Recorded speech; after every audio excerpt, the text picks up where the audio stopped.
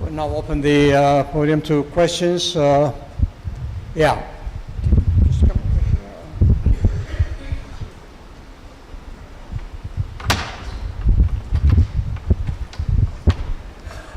All right, thank you so much, guys, for coming here today to discuss the crisis in South Sudan.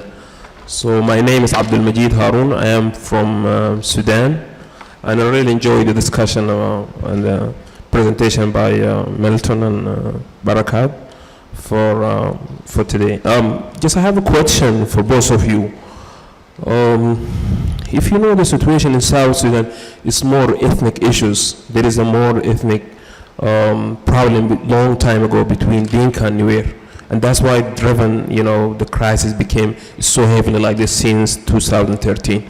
So what is your suggestion for the problem? Because the problem is not really between Salva Kiir and Machar, between the Dinka tribe and the Nuer tribe, because there is unwritten agreement, there is some rumors like this, unwritten agreement between Dinka and Nuer that the president Salva Kiir will be the president for the first term, and then the next term will be Machar. And this, when it came to Machar preparing for the elections, President Salva Kiir refused, to step down, and then Machar became the president. So that's the source of the problem. There's some analysts, they say like this. So what is your suggestion about Dinka and Nuer, because it's really it's a big problem. I have another question about like right now we are activists here from Africa, from different places. What is your best solution for us? How we can contribute to solve the situation in South Sudan? Should we support like charity, international, Red Cross, whatever it's IRC, different NGOs operating in South Sudan, or should we make more pressure on the U.S. government to stop supporting the President Salva Kiir or maybe President Museveni? So what's your suggestion on that one? Thank you so much.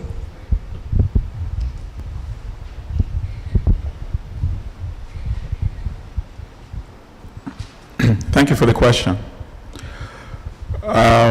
In terms of the second half of your question, I think the answer is actually implicit in the question itself. I think if there's a reputable organization involved in relief work, yes, obviously, we should support them.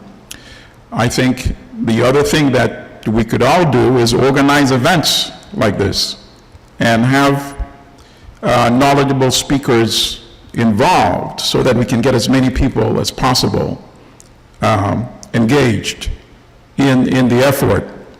In terms of saying the problems between Dinka and Nuer go way back,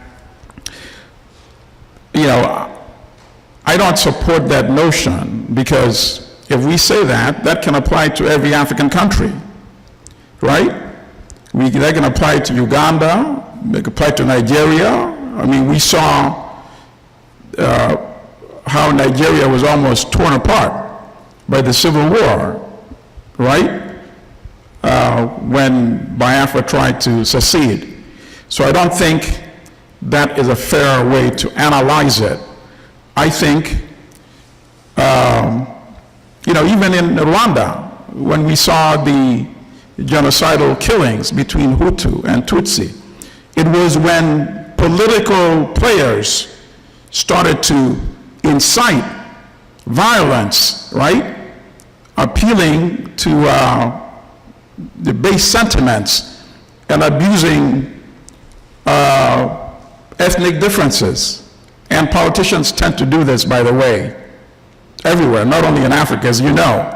We saw that in the political election here last year, right? So I'm saying, I think no politician should be allowed to exploit and abuse ethnicity and to cause the kind of calamity we've seen not only in South Sudan, but in many African countries. So obviously today, I think Salva Kiir thinks he has a military advantage over Riek Machar, and therefore he has no incentive to negotiate in good faith. I think, and I commend what the African Union actually did in terms of the African Union and IGAD to force them to come to the negotiating table and came up with this agreement in 2015, in August 2015. It took a lot of hard work, but at the same time, it turns out that Museveni, who was supposed to be a neutral mediator, was assuring Salva Kiir that if you abrogate this agreement, I will give you the military cover. And that's why that agreement didn't work. I think it's clear there's no military solution. We should find a way to force these parties back to negotiate in good faith and neutralize all the negative armed forces in South Sudan. Thank you. Okay, as I recall, Secretary of State Clinton was instrumental in getting South Sudan an exemption from the ban on child soldiers. Can you talk about the role of child soldiers there now, and also is AFRICOM playing any role, direct or indirect? Thank you. Well, in terms of AFRICOM, I think you're actually asking what is the U.S. role. As you know, many African countries were not willing to base AFRICOM, and they actually all refused. And when Liberia was willing, all African countries put pressure on Liberia.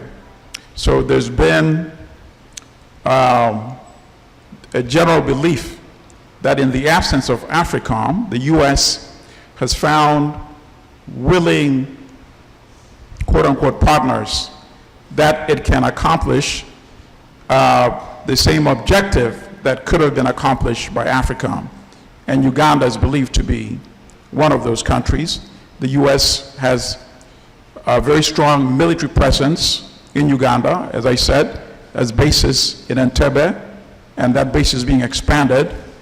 And obviously it's worked closely with Uganda in Somalia. It's worked closely with Uganda in Central African Republic, supposedly searching for Joseph Kony, which again, once again, General Museveni, diabolically clever, used that to basically get U.S. resources. Kony was never the leader of the Lord's Resistance Army, was never been a real military threat to Museveni. Uganda's army, how strong is Uganda's army? Uganda's army was able to invade Rwanda in 1990 and cause regime change there. And that's what led to the massacres in 1994. Uganda's army was able to invade what was then Zaire, together with Rwanda, and cause regime change there. So nobody in Uganda has ever believed that Joseph Kony was a real threat to Museveni. And yet, Museveni convinced the U.S. to become involved in this search for Joseph Kony, went all the way to Central African Republic. Only recently has the New York Times now started reporting that while in the Central African Republic, Uganda was not actually searching for Joseph Kony. The soldiers were committing rapes against young women, and the Washington Post had earlier reported that the military of Uganda had been engaged in smuggling diamonds from South Sudan. And yet the U.S. still has this close military relationship with Uganda. I submit quite sincerely that if Museveni is being able, if we can get Museveni reined in, I think we would see significant change in terms of some of these conflicts tapering down. I think I forgot the first part of your question. Child soldiers have been widely used in South Sudan, in Uganda, in Eastern Congo, in Central African Republic, because you can imagine in situations where you have economic collapse, you have a lot of young, particularly young boys, very impressionable, and and the leaders of these insurgencies abuse those situations. I just want clarity. I know Dr. Norrison asked a question earlier. If the independence of South Sudan was premature. And I don't think that was addressed, or probably I missed that. Because, and if it was, what was not in place to prepare for the independence of South Sudan that actually led to where we are today? Thank you, sir. The right of the southern Sudanese people for self-determination after a long war, a murderous war under which a few 100,000 people died, not only because of the war, but because of starvation. That right was something which has been universally recognized. The people had the right in theory and in practice to determine their fate, particularly at a time when they had been subjected to horrendous acts of, by members of the Northern Sudanese Party, members of the United States Christian community actually appealed to President Bush that our fellow Christians have been victimized, they have been enslaved. There were cases of people who had been raids and people had been enslaved, and convinced President George W. Bush to help broker the final solution of the meeting between the leaders of Sudan and the SPLA, which finally, of course, led to Sudan's separation, South Sudan's separation. And therefore, when we talk about the right of people to self-determination, we are talking about a very fundamental, very important human rights of a people. Nobody doubts that. Whether it was hurried, whether it was done too quickly, I don't know. I don't think so personally. I think the matter had been discussed and debated again and again by the African Union, before it by the OAU, and by the United Nations and the European Union, and the right of the people of South Sudan had been recognized to the extent that everybody, I think the European Union and individual governments, supported the separation of the South. The intervention of the United States was, of course, based not only on religious grounds, but on strategic grounds, because continual fight between the Southern People, the Liberation Front, and North Sudan would create instability, which would not be in the interest of American strategic and geopolitical interests. And therefore, everybody was of one mind in terms of getting the people of South Sudan obtain their freedom. And of course, the process of the making of the Constitution, which took some 3 years, was part of it, of the preparation of the people of South to take over government from the North and become a new nation for themselves. Where things went wrong, I think both of us have said enough about why things went wrong. It had nothing to do with the untimeliness of the granting of independence to South Sudan. I have a question about what is happening in the south of the country, Sudan, the insurgencies and the violence that's taking place there, and how that affects what is going on in South Sudan. How they interrelate. Well, my understanding is that there is conflict going on in insurgencies against the government of Sudan, and the Sudan government is attacking people who live in villages and areas in the south of South Sudan. I'm just curious how that affects the problems that we have in the country of South Sudan, and if it has an impact. I think actually, since the comprehensive peace agreement that led to the independence of South Sudan, the conflict between the South and the North essentially ended. So now much of the fighting is being conducted coming from where the South Sudan government is headquartered in Juba, which is, yes, the southern part of South Sudan, and pushing north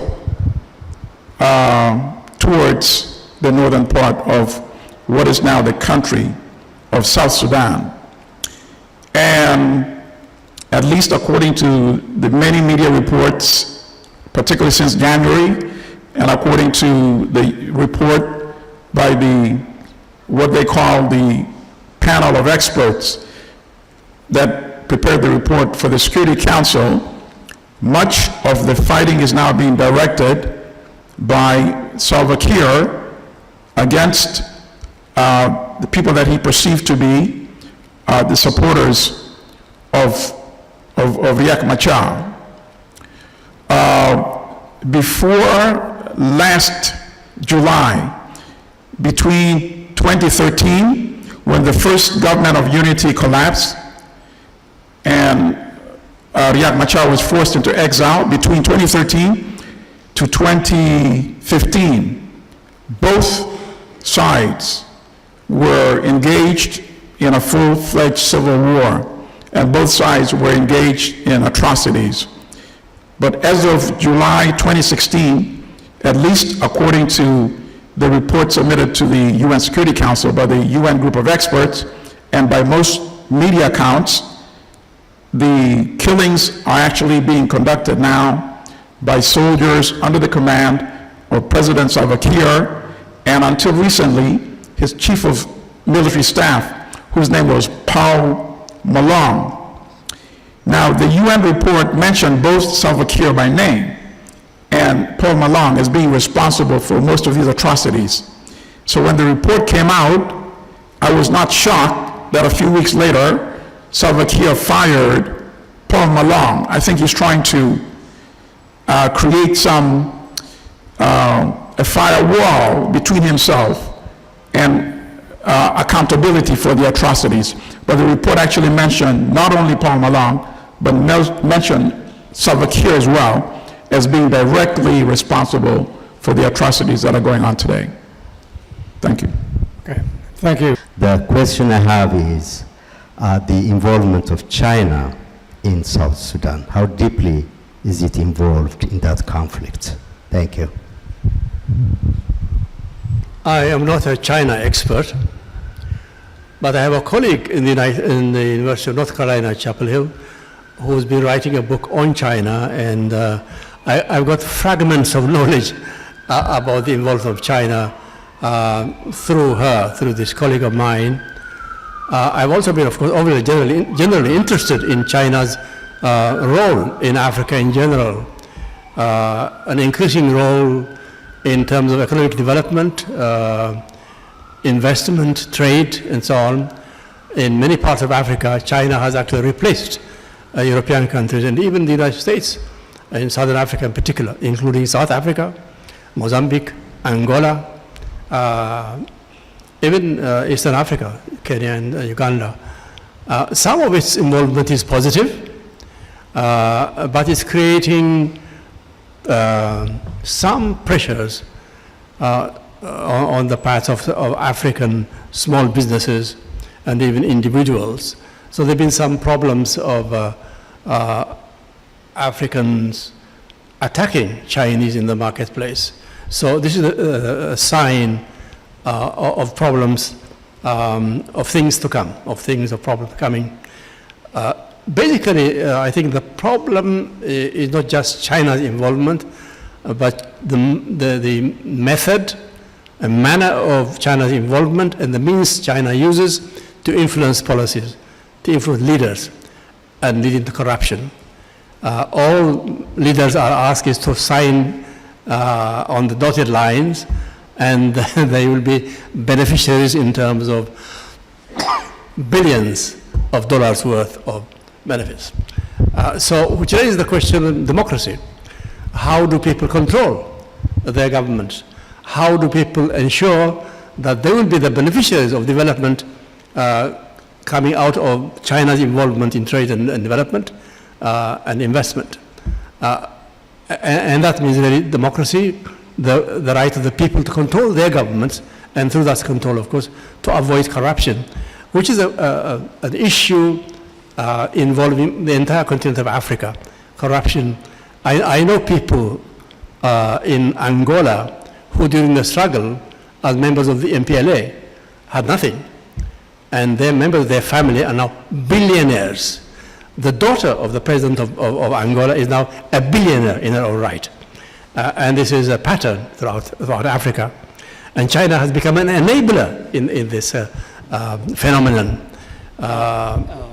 So that's all I can say. In terms of South Sudan, or Sudan in general, all I know is, I think I made a mention of this before, that the Chinese and the Russians have been the obstacle in terms of sanctioning the government of Sudan, particularly the president, when he was declared the genocidaire, committing genocide.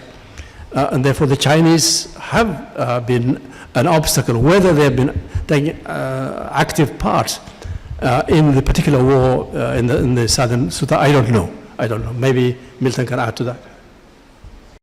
Yes, China's interest is obviously on resources as well, particularly oil. The China National Petroleum was a big player. I think China was one of the major importers of oil from South Sudan. But as you know, because of the conflict, some of the facilities, I believe, were destroyed, and the oil export had peaked, I think, at 300,000 barrels per day. I think it's collapsed to just over 100,000 barrels per day.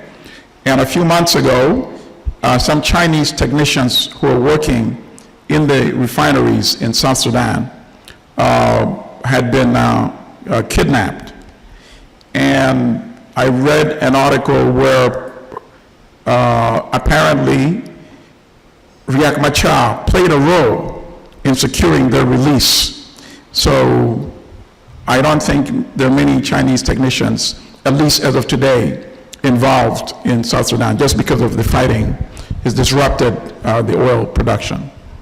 Thank you. Can you hold it there, Milton? I just want to go back to an earlier, your proposed solution for South Sudan, essentially which required disarming the two major combatants. But I think it's not a matter of only the two. I think I have read somewhere there are as many as 700 generals. Right. Probably the country with the most generals anyway. Yes. And each general has his own, followers, an army.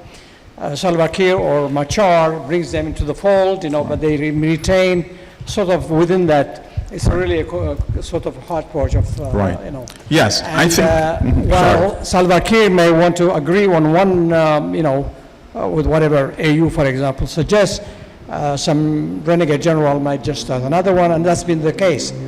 So how do you figure, I would imagine, as Dr. Barakat said, perhaps maybe the role for African Union Commission for Peace and Security to grab this by the horn, but what enforcement mechanism would we have to bring this to bear? Okay. All right, I'm glad you asked that question, actually, because remember in Eastern Congo, when M23, a so-called rebel army, which was actually trained and financed by Rwanda and Uganda, was causing a lot of havoc, committing atrocities, a decision was made to disarm M23. And African armies were recruited that were seen to be relatively neutral, not certainly from Uganda, not certainly from Rwanda. They were from Tanzania and South Africa and Malawi. And they were given the green light to disarm M23 by any means necessary, and they disarmed M23 within a matter of weeks and created a more peaceful environment. So it can certainly be done if there is a meeting of the mind. In terms of the proliferation of generals, I think you have a proliferation of generals because, primarily for two reasons. Salva Kiir is trying to buy their allegiance. So if they're a general in his army drawing a salary, there's no need for them to be fighting him. So I think it's just a proliferation as a source of income. If the alternative sources of income, I think they probably could choose a different profession, be engaged in a different profession if they have other skills. If they don't have other skills, South Sudan is a relatively wealthy country. If peace could be restored, if investments can start coming in, I'm sure these are people who would be candidates to lead enterprises in a peaceful South Sudan. I look back at Liberia, I look back at Sierra Leone, at the height of the conflict in those countries. At one time, people believed we could never have peace in these countries. But there was a meeting of the mind, there were major players involved, the international community, the African Union. Now today, compared to about a decade ago, Sierra Leone and Liberia have turned around dramatically, unbelievable. You know, remember when we had daily news, television images of the most brutal killings being committed by children in Liberia and Sierra Leone? Those images are gone today.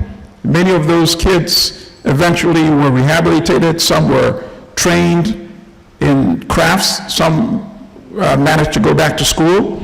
So I think this can also be done for South Sudan, so long as there's a meeting of the minds. So I have felt very interested in what you've all said, but also feel a real deficit of historical knowledge.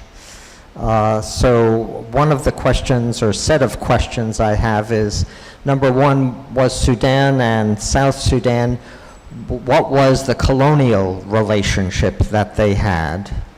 Number two, what is the language? Is there a difference in language between South Sudanese and Sudan itself?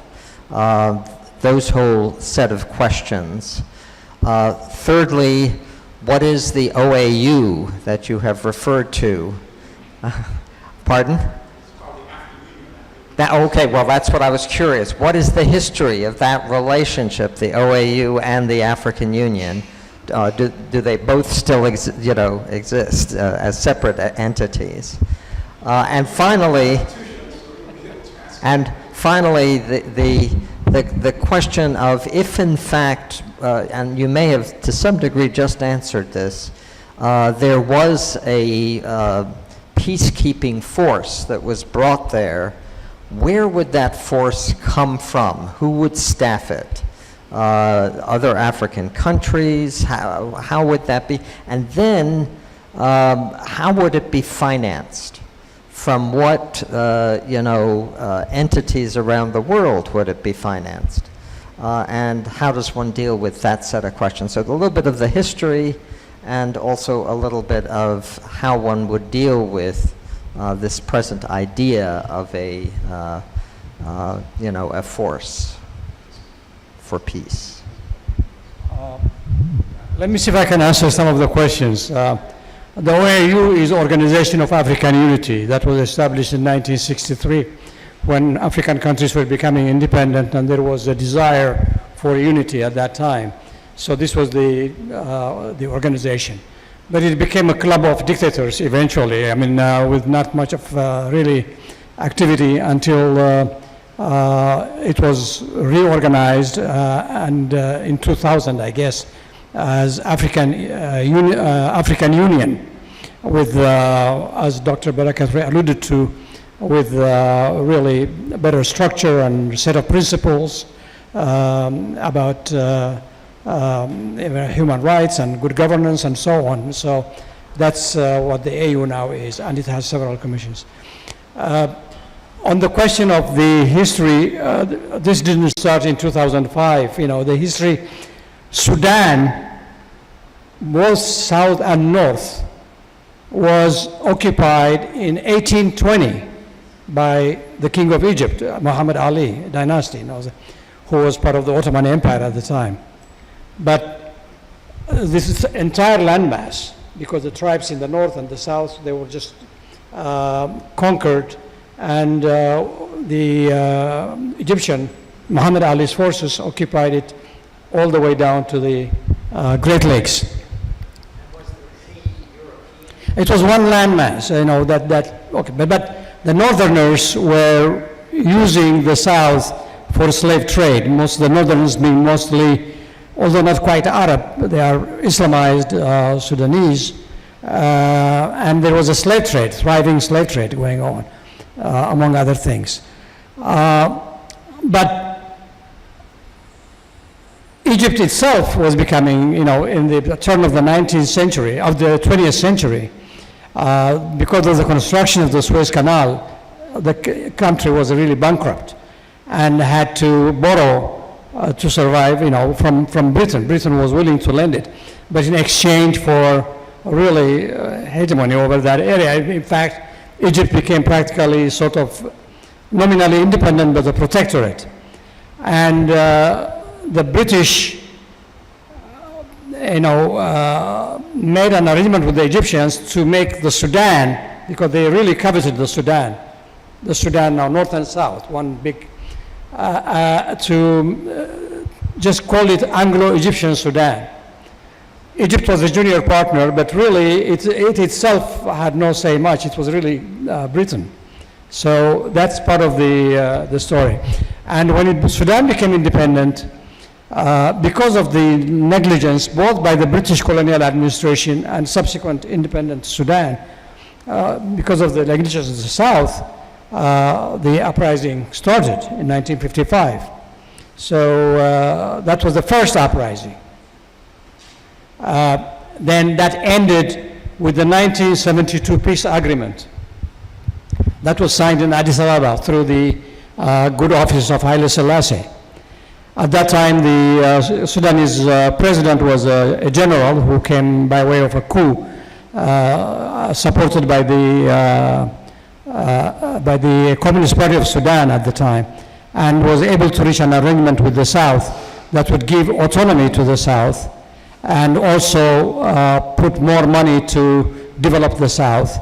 That was, in fact, the vice president was Southern Sudanese, the federal, the whole country.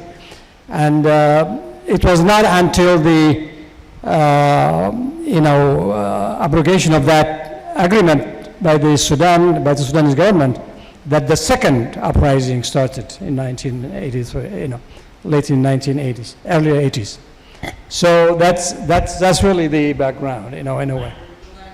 Huh? Oh, language, when it was one under the Sudanese government, was Arabic. And, but Arabic, English is, of course, in the South, English was preferred.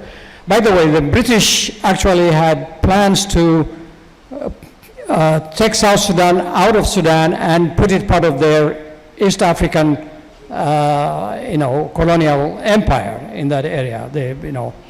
And the French had their designs on that to take it to part of their West Africa. So there was a lot of going on at the time. He gave you a wonderful narrative summary of the history, but let me add a couple of points. And one of them is related to your question about languages and ethnicity. First of all, to add to what he just said, the southern part of Sudan was neglected by the British. Neglected in terms of economic development, education, infrastructure, and therefore there was a long-standing resentment by the South against the central government, which was favored by the British. And during the Anglo-Egyptian condominium, as it was called, the Egyptians used, the British used the Egyptians as the junior partners of the condominium, because they knew the language. They knew the language and the culture of Sudan. So therefore, it's a very interesting collaboration between the British and the Egyptians. But then things went wrong because the Egyptians themselves became interested in becoming independent, but not to control Sudan. And in terms of modern geopolitical issues,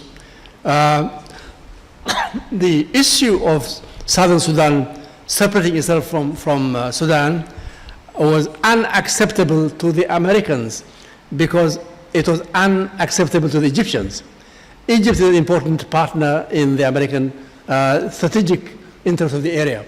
And therefore, willy-nilly, the Americans were in favor of the policy and strategy of the Egyptians. One reason why they denied the right for the southern people to self-determination.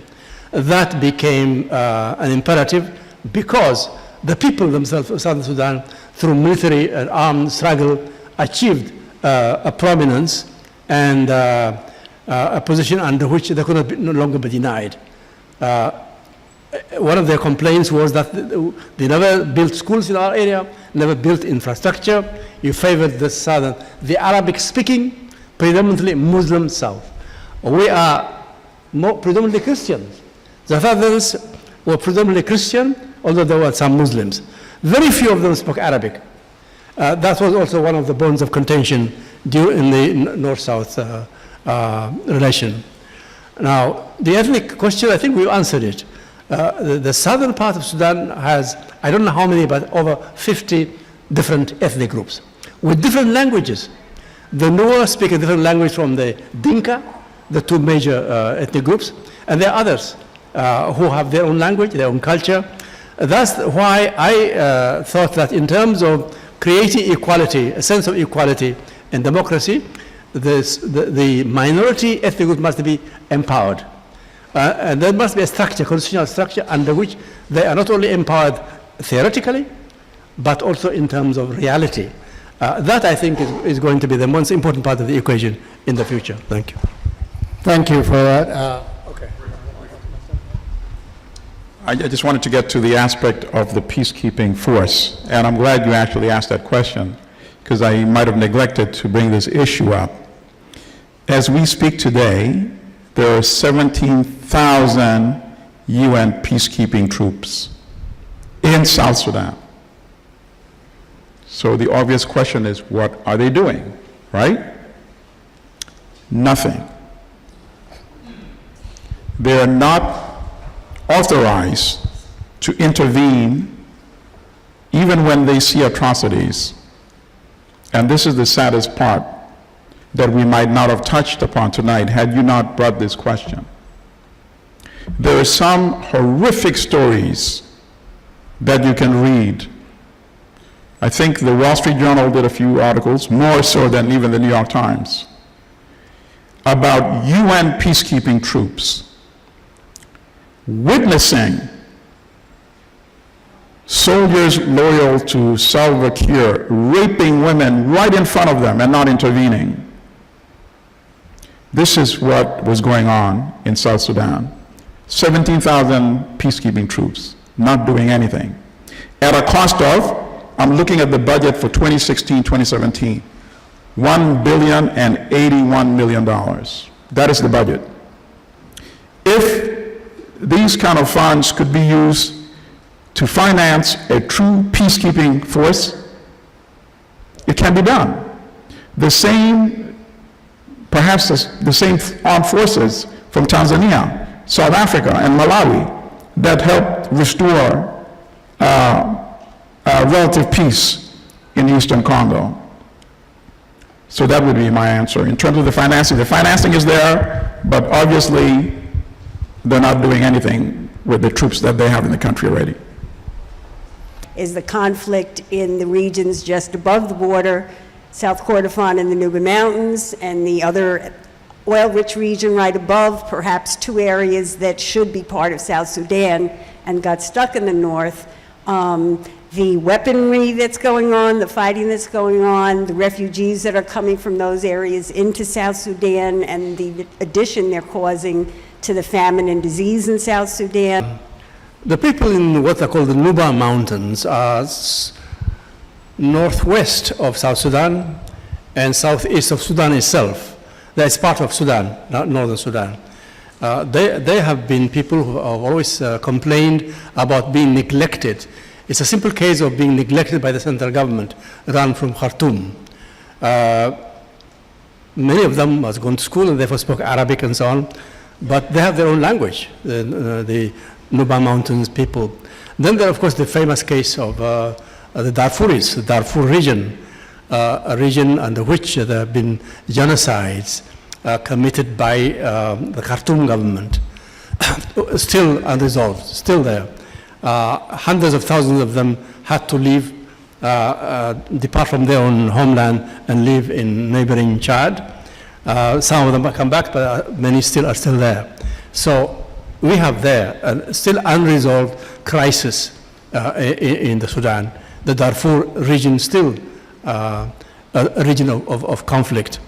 The conflict in the southern Sudan has explicit from, in terms of a question of current significance, but it's still there. It's still there.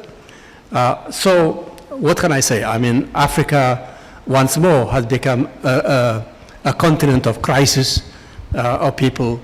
The horrendous nature of the killing in South Sudan and in Congo, let's not forget Eastern Congo, is still part of it. It's still a neglected issue at the international level.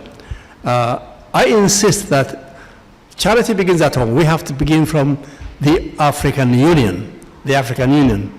The African Union came into being in 2001 when the OAU decided to change itself.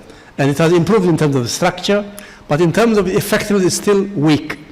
And it depends on each member government of the African nations to make the African Union more potent, more important, more involved in resolving problems of its continent. That demands goodwill and strong commitment by leaders. So we need to search our hearts as members of the African continent, as Pan-Africanists, as Africans, and force our governments to take care of their problems using the available structure. And the only structure we have is, just as internationally, the only thing we've got is the United Nations, and therefore we must ignore its weaknesses and deal with it. We have the same thing in Africa. The only thing we've got is the African Union. We must use it. Particularly the coming generation. You're younger than me, Milton, your generation, and those like Elias and Kabadech in your generation has taken over the burden from us and insist on organizing. Organizing petitions is good, it's very important, but I think organizing, particularly in Africa itself, because I teach young Africans. I also go to Africa and give lectures and see young Africans interested, passionately interested in creating a sense of potency among themselves as Africans. We have to build on that. We have to build on that. We have no alternative. It's important to have that, and then the European Union, the Americans, and individual governments like those of the United States, and Germany, and China, of course. China must be brought to become a factor of positive action. We can, of course, dispute some of the policy of China, but we must not neglect China. It's an emerging hegemonic power. We cannot afford to ignore it. Thank you. All right. Again, to pose then, thank you, Dr. Barakat. I think that was wonderful. I think it's a call for the, you want to add to that? Okay. I'm actually glad that you brought that up in terms of African agency, because, you know, hopefully we have not conveyed the impression that there are not many people on the ground in the continent agitating, often at the risk of their lives, for change. And the youth in particular, yes, of course, we saw what happened in Burkina Faso when they drove Compaoré, the dictator who had killed the popular Thomas Sankara and then ruled for 27 years, tried to get the constitution changed so he could perpetuate his regime. And the young people just came out to the streets and forced him into exile. and then they were supposed to hold elections a year later, and one of the loyalist generals tried to prevent that from happening by trying to take over. That general was driven out as well. So the youth are, in fact, in many situations, trying to take control of their destiny.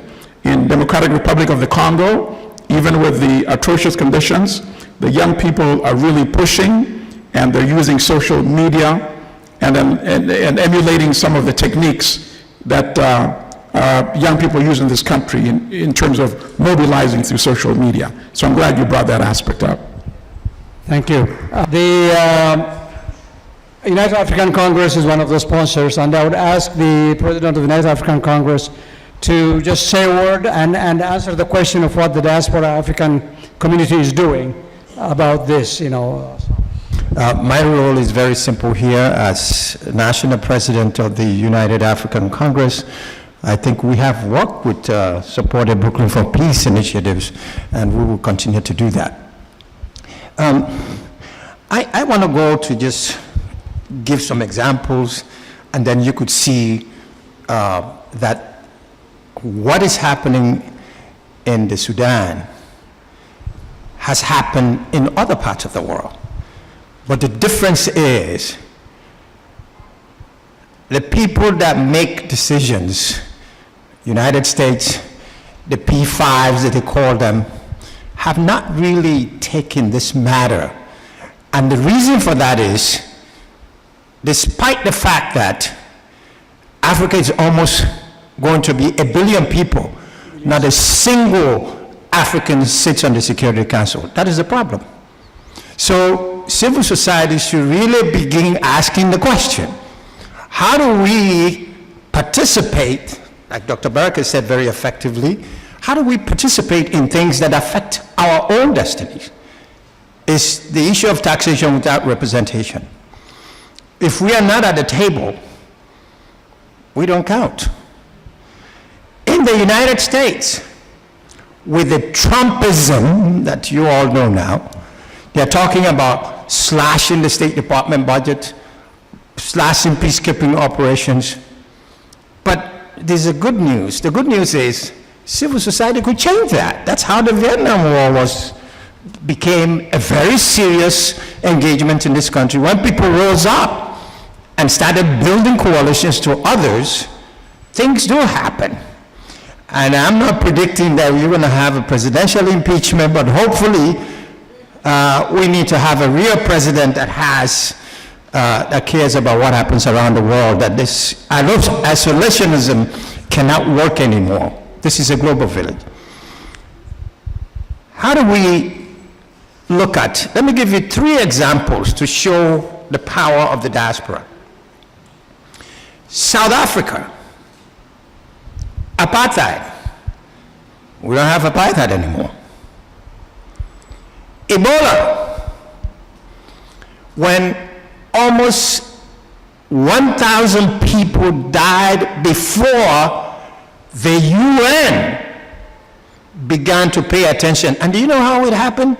We came together, the diaspora came together and started asking questions. We held the first forum at the UN to tell them that they are not doing what they are supposed to do. Once civil society got up, there was money put into these countries, and today we say, thank God, Ebola is something of the past, but they are talking about it now also in the Congo.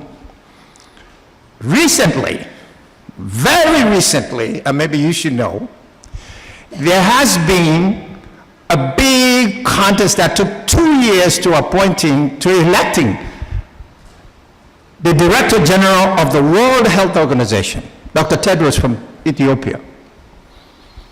There has been no African ever in the history of the world to be elected to that position. After almost 2 years, bringing it almost close to about 2 weeks to the event, we had a meeting, and they said the diaspora got involved. Well, guess what?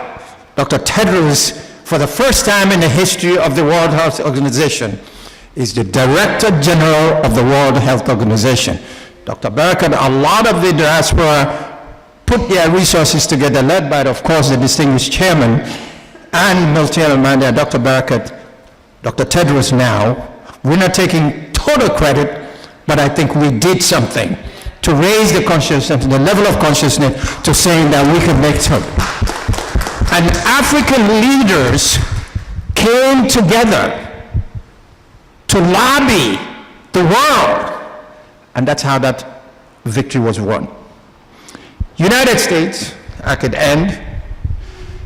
You have City Council, State Assembly, State Senate, the House of Representatives, the Senate of the United States, and of course the White House.